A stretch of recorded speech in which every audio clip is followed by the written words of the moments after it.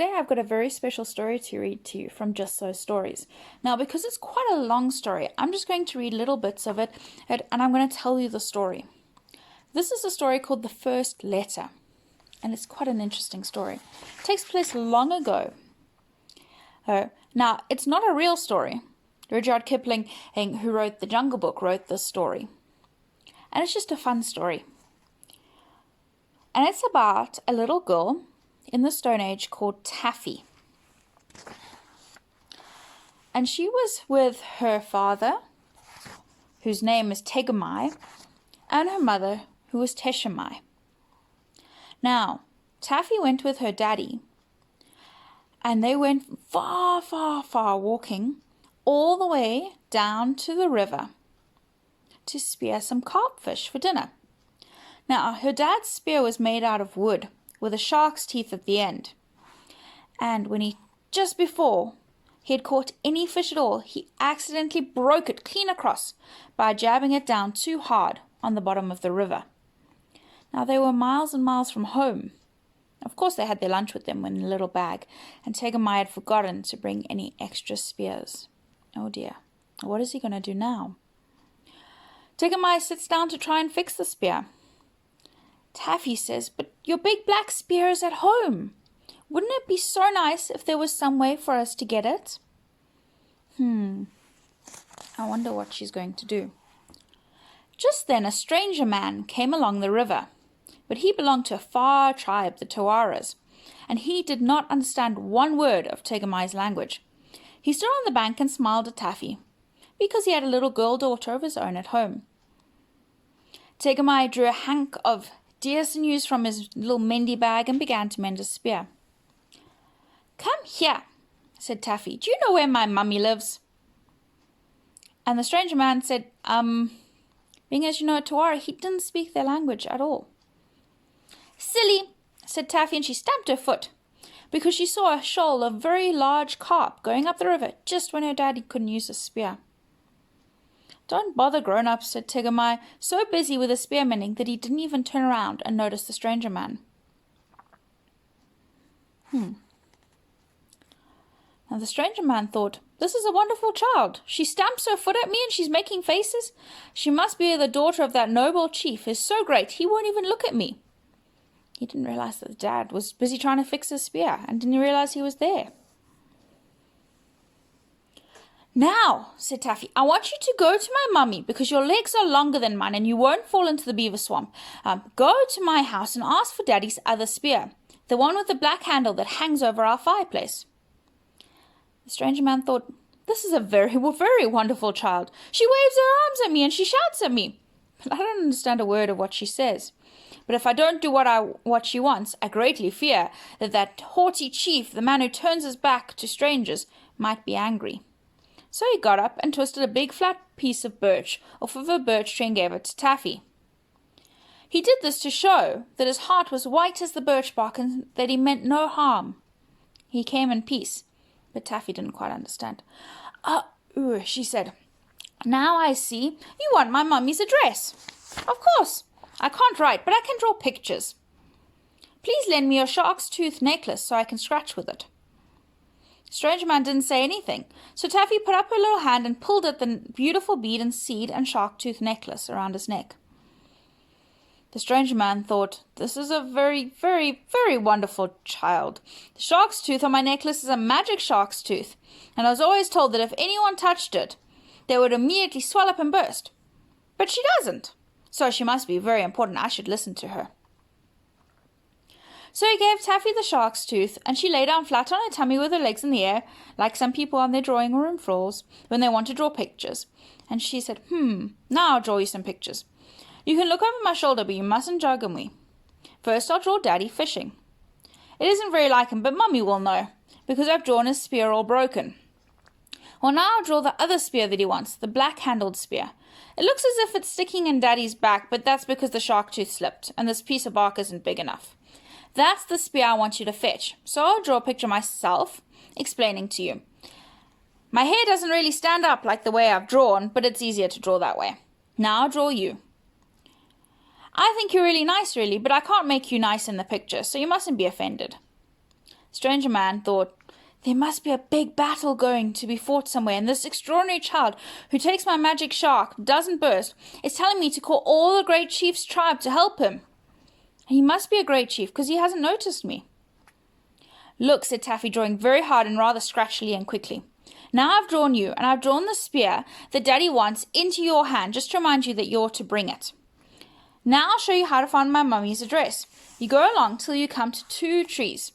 Those are the trees. And then you go over a hill. There's a hill. And you come into a beaver swamp, all full of beavers. I haven't put all the beavers, because I can't draw beavers very well. But I've drawn their heads, and that's all you'll see when you cross the swamp. Mind you don't fall in.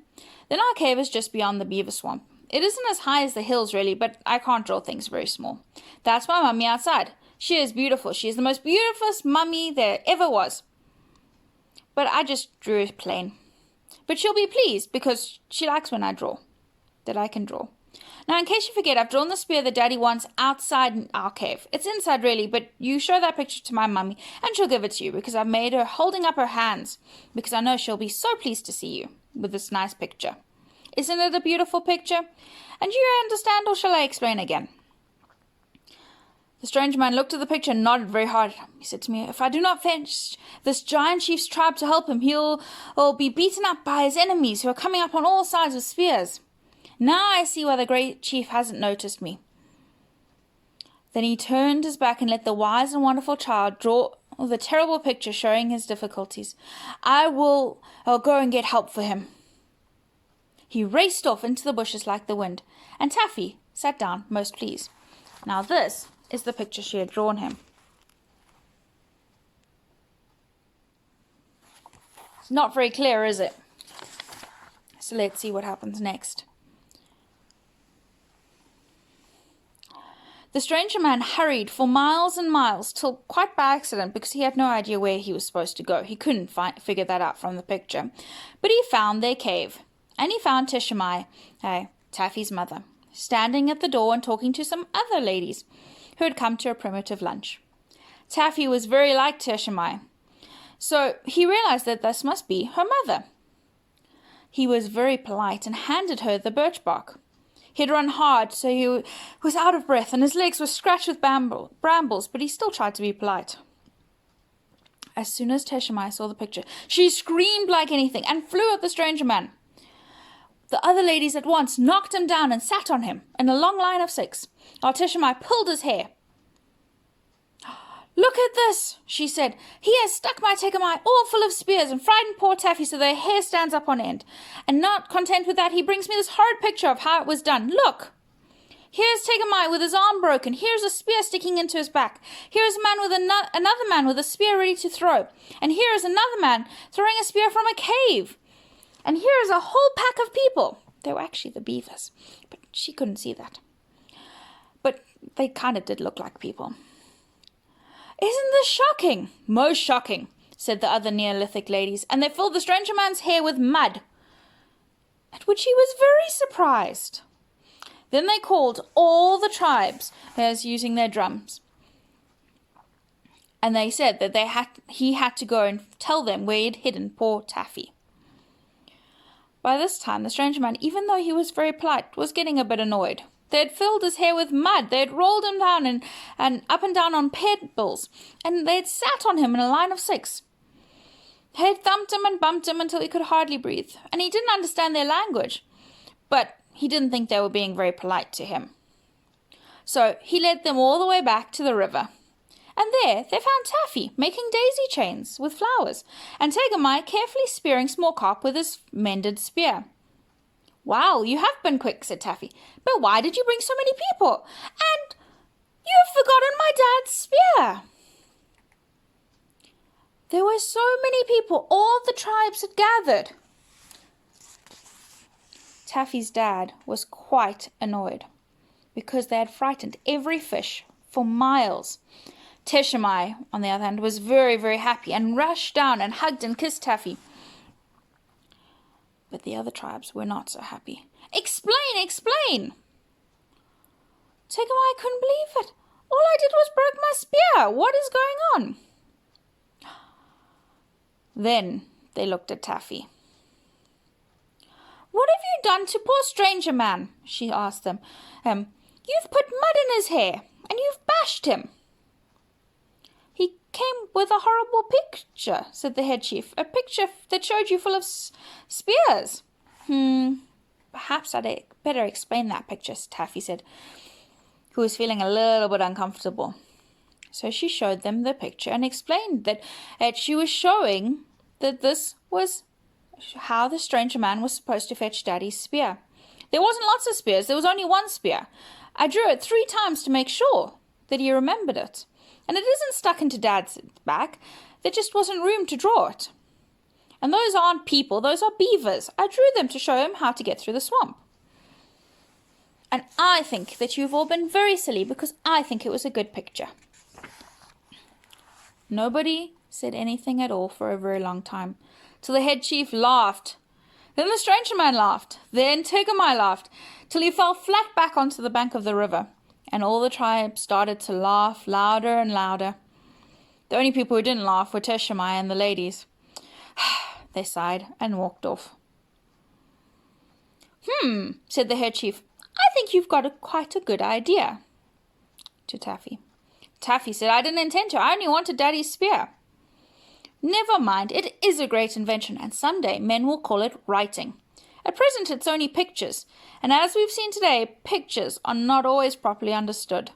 But a time will come, O little one, when we shall make letters, all 26 of them, and then we shall be able to read as well as to write, and then we shall always say exactly what we mean without any mistakes, and other people will understand us perfectly. Now let's wash the mud out of the stranger man's hair." "I shall be glad of that," said Taffy, "because after all you've brought every other spear in the whole tribe, but you've forgotten my daddy's black-handled spear." "Taffy, dear," said the head chief, "next time you write a picture letter, you'd better send a man who can talk our language with it to explain what it means." "I don't mind myself because I'm the head chief, but it's not very good for the rest of the tribe, and it definitely surprises the stranger." So then they adopted the stranger man into the tribe because he was a gentleman and didn't make a fuss about the fact that they covered him in mud. And that is how they started to draw pictures. And aren't you glad we can write things today, that we don't have to draw pictures that people don't understand and get very mixed up about?